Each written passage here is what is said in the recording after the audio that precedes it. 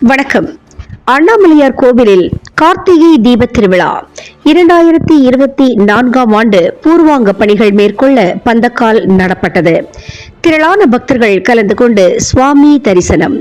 திருவண்ணாமலை அண்ணாமலையார் கோவிலில் கார்த்திகை தீபத் திருவிழா பூர்வாங்க பணிகள் மேற்கொள்ள பந்தக்கால் நடும் விழா வேத மந்திரங்கள் முழங்க நடைபெற்றது.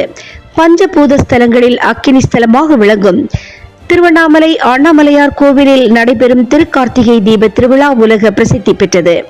அண்ணாமலையார் சன்னதி முன்பு உள்ள தங்க கொடி மரத்தில் வரும் டிசம்பர் 4ஆம் தேதி திருக்கார்த்திகை தீப திருவிழா கொடியேற்றத்துடன் தொடங்கி 10 நாட்கள் அனுதினமும் காலை மற்றும் இரவு வேளைகளில் பஞ்சமூர்த்திகள் பல்வேறு வாகனங்களில் எழுந்தருளி 4 மாட வீதியில் வலம் வந்து பக்தர்களுக்கு அருள் பாலிப்பார்கள்.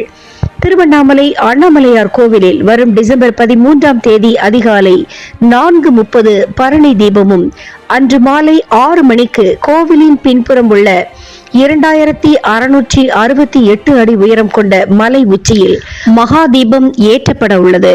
திருக்கார்த்திகை தீப திருவிழா பூர்வாங்க பணிகள் மேற்கொள்ள சம்பந்த விநாயகர் சன்னதியில் பந்தக்காலுக்கு பால், சந்தனம், மஞ்சள், தயிர் உள்ளிட்ட பல்வேறு பொருட்களை கொண்டு அபிஷேகம் செய்து கோவில் பிரகாரங்களை சுற்றி வந்து ராஜகோபுரம் எதிரே வேத மந்திரங்கள் முழங்க பந்தக்கால் நடப்பட்டது. இந்த நிகழ்ச்சியில் மாவட்ட ஆட்சியர் பாஸ்கர பாண்டியன், மாநில தடகள சங்க துணை தலைவர் ஏ.வ.வே. கம்பன், அருணாச்சலேஸ்வரர் திருக்கோவில் அறங்காவலர் குழு உறுப்பினர்கள், அரசு அதிகாரிகள் உள்ளிட்ட பலரும் கலந்து கொண்டார்கள். ஐந்தான முகமெதிரில் அருள் பொழியுதே, அனலான மலை காண மனம் குளிருதே.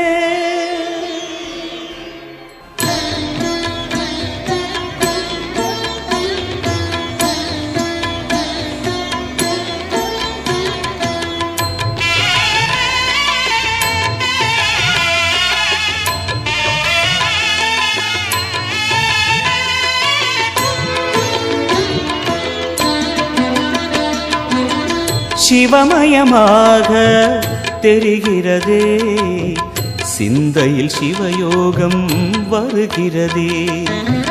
சிவமயமாக தெரிகிறதே, சிந்தையில் சிவயோகம் வருகிறதே.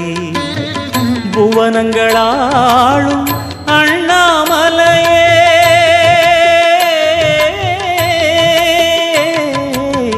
புவனங்களாளும் அண்ணாமலையே, எனது விழிகளில் காணும் பொழுதிலே மாறிடுதே, மனம் ஊறிடுதே.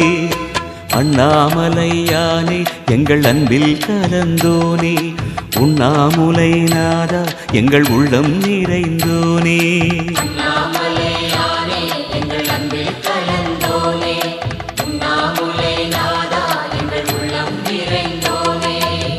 சிவமயமாக தெரிகிறதே, சிந்தையில் சிவயோகம் வருகிறதே, சிந்தையில் சிவயோகம் வருகிறதே.